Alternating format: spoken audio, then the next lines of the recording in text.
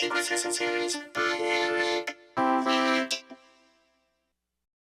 So this paper has everything that we're going to get on the exam about the sequences and series unit. This is it. We won't be told what each formula is for, we'll have to know that ourselves. So this video is basically going to try and make sure everyone knows what they're doing when they go into the exam. That means I'm going to review what each formula is for, some useful formulas aren't on the sheet, and some examples of each concept in the unit. Alright, so let's get started on the definition of a sequence. A sequence is a set of numbers arranged in a particular order. Each number, or letter, variable, etc. in a sequence is called a term. We write term T1 for first term, T2 for second term, T3 for third term, and so on, and then Tn for the nth term. Yeah, so I guess we'll get started with arithmetic sequences. An arithmetic sequence is when you add or subtract the same number to every term to generate the next term. This number that you add or subtract is called the common difference. Here's the formula for arithmetic sequences. It's right there, yep. And A is the first term, D is common difference. Here's an example of an arithmetic sequence. You know, they're going up by 5 every time, that's the common difference. Another example, they're going down by 9 every time, that's the common difference. Here's some examples of problems for arithmetic sequences. There might be a problem that asks you to find the nth term of the sequence. Here it's 31st. So first we're going to list our givens. A equals 1, D equals 7 minus 1, that's 6. That's the second term minus the first term, the common difference. Or you could do a third term minus the second term, doesn't matter, whatever terms you have. And then we're going to sub these values into our formula. We're going to have n being 31 since we're trying to find the 31st term. So there we go, that's when they're subbed into the formula. We just solve 31 minus 1 there and then multiply by 6. Next, there might be a question that asks you to find the number of terms in a sequence, and it might give you the first and like the first few terms and then the last. So we're going to go ahead again and list our givens, and then we're going to put Tn as 97 because that is the last term, and we're trying to find out the number of terms. So we're going to sub these values into our equation again and solve for n this time. Alright, so there they are subbed in, and then we bring the 6 over and we divide by 7. N equals 13 plus 1 because we brought the 1 over there, and then we get n equals 14. So there are 14 terms in the sequence. Now we're on to geometric sequences where there's a common ratio, which is r, between consecutive terms, and new terms are generated by multiplying or dividing each term by the same number, which is r. So here's our formula, and a is the first term again, and r is the common ratio. Here's an example of a geometric sequence. You're multiplying by 4 each time to get the next term, so therefore r equals 4. Here's another example. We are dividing by 2, which is the same as multiplying by a half, so then that means r is 1/2. So here's some examples of problems in the geometric sequences. One might ask you to determine the general formula to find any term in the sequence. So first we're going to list our givens. A is 7 because it's the first term. R is negative 14 divided by 7. That's term 2 divided by term 1. Same thing we did with arithmetic, but now we're dividing. Then we're going to sub these into our formula, and then that's subbed, and there's our general formula. Another problem might ask you to determine the number of terms in the sequence by giving you the first few terms and then the last term, or maybe just the first and last. First we're going to list our givens like we always do. So A is 4, first term is 4. And then R, the common ratio, is the second term divided by the first term, which is 12 divided by 4 equals 3. And then there's the last term.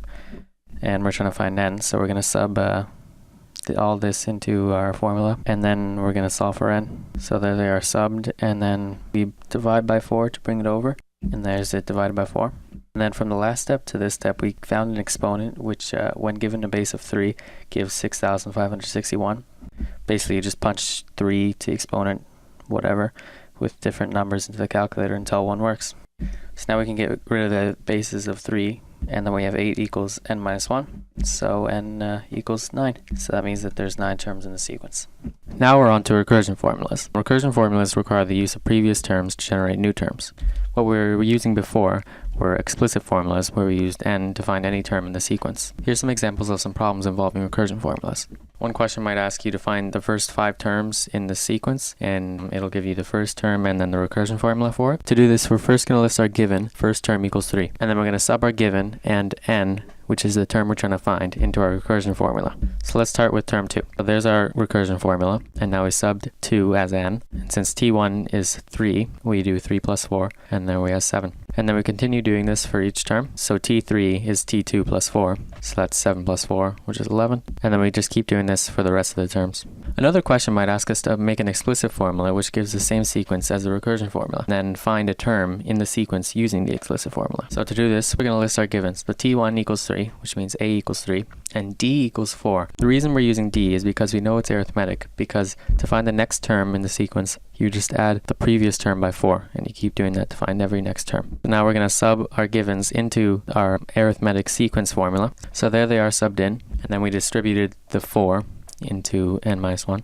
So then our explicit formula is tn equals 4n minus 1. Now to find the 17th term in the sequence, we're going to sub n equals 17 because we're trying to find the 17th term. So there it is subbed, and then we just solve it, and it gives us that the 17th term is 67. Another question might ask us to create an explicit formula for a given recursion formula of a geometric sequence and find the 13th term of the sequence. So first we'll list our givens. The first term is -3, and then the common ratio is 4. And then we're going to sub these into our geometric sequence formula, and that gives us our explicit formula. Now we're going to sub in n equals 13 and solve for the 13th term. So there we go, we've subbed it in, and that's what 4 to the power of 12 is, and then that's the 13th term. Now for arithmetic series. An arithmetic series is the sum of the terms in an arithmetic sequence. Sum n is the sum of the first n terms of a sequence. So say we have this arithmetic sequence. This would be the arithmetic series of that sequence. We're adding all the terms together. We find that the sum of the first 2 terms is 9, and the sum of the first 3 terms is 18. We have 2 formulas we can use to find the sum of an arithmetic series. This first one is pretty straightforward, we just sub in and solve. This second formula can only be used when we know the first and last terms and how many terms there are in a sequence. An example of a problem involving arithmetic series would be to find the indicated sum of a series where it gives you the first few terms of the series and then which sum you're trying to find out. Here it's the sum of the first 12 terms. To solve the sum, we have to list our givens. So the first term is 6, the common difference is 7, and the number of terms is 12. So we sub these into our first formula, and then we solve, and that gives us the sum of the first 12 terms. Another question might ask you to find the sum of the first n terms of a series, and it'll give you the first term and then the last term. So to solve the sum, we list our givens. A equals 3, n equals 29, and the 29th term is 339. Then we sub these into our second formula where we know the first and last terms, and then we solve, and then we have our sum. Finally, another question would be to find the sum of a series where we're given the first few terms and then the last term, but we don't know how many terms there are. We first list our givens. First term equals 12, last term equals 42, and the common difference is 3. We sub these into our arithmetic sequence formula and solve for n to find the number of terms. Once we sub these in and solve for n, which is the number of terms, we take n equals 11 here, and we put it into our second formula where we know the first and last terms, and then we solve for the sum. So they're subbed in, and then we've solved, and then we found our sum. Now for a different kind of series, geometric series. Geometric series are pretty much the same as arithmetic series, but it's now the sum of the terms in a geometric sequence. So there we have a geometric sequence, that would be the series for the sequence. So here are our formulas for finding the sum of the first n terms in a geometric series. Here are some examples of problems. One problem might ask you to find the indicated sum of the series, just like arithmetic series. The process is the same as doing an arithmetic series. We list our givens, then we sub into our equation, we solve, and we have our sum. Another question might ask you to find the sum of the series where it gives you the first few terms and the last term, but we don't know how many terms there are, again, just like the last question in the arithmetic series there. Same process, we list our givens, sub into our geometric sequence formula this time, and then solve for n. There they are subbed, and then we solve for n. Now we sub n equals 7 into our geometric series formula for finding the sum, and then they're subbed in, and then we solve, and there's our sum. On to Pascal's triangle. In Pascal's triangle, each term is equal to the sum of the 2 terms directly above it. The term at the ends of each row is 1. Rows and positions in rows are numbered starting from 0. This means that the 4th row is actually row 3. That means that the top row, at the very top, is actually row 0. You'll find the term equal to its row number in the first position of its row. Here's a diagram of the Pascal's triangle explaining what I've just said. So we see in row 4, position 1, the term is 4. Here's the formula stating that each term is equal to the sum of the 2 terms directly above it. Here's some interesting applications of Pascal's triangle. The sum of the terms in row n in Pascal's triangle is equal to 2 to the exponent n. By looking at Pascal's triangle, we can find the number of objects needed to construct a triangle which has a base of n objects. We do this by looking at the term in row n plus 1, position 2. So for example, if you have a base of 3 objects and you want to know how many objects you need to make a triangle, you sub in 3 as n.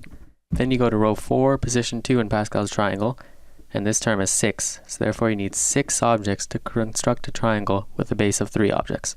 Another way you can use Pascal's triangle is to determine the number of paths between points. For example, how many ways can you spell hello if you move diagonally left or right starting from the top? You find this out by adding the number of paths to each letter together when going to a new letter. The number of paths form the same pattern as Pascal's triangle. A quick way to find which number is in a specific position of Pascal's triangle without having to draw it out is using n choose r, or n factorial over n minus r factorial, r factorial. A factorial is a product of all natural numbers less than and equal to n. For example, 3 factorial is 3 times 2 times 1. n choose r in your calculator is n cr. By subbing the row and position you want into n choose r, it'll find which number is in that row and position.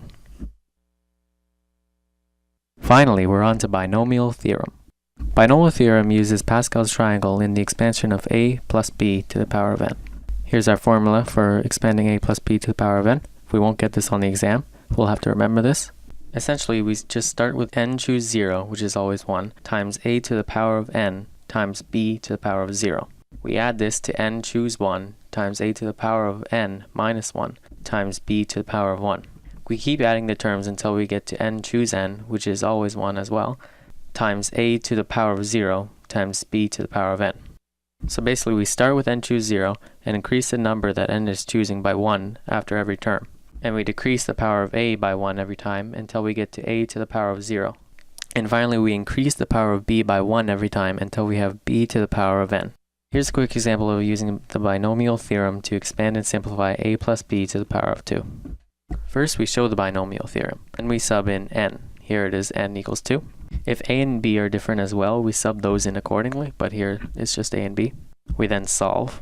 And what we see here is that the coefficients in each term are the terms in Pascal's triangle in the row corresponding to our exponent outside the bracket. Here it's row 2 because the number outside our bracket was 2. Thank you for listening.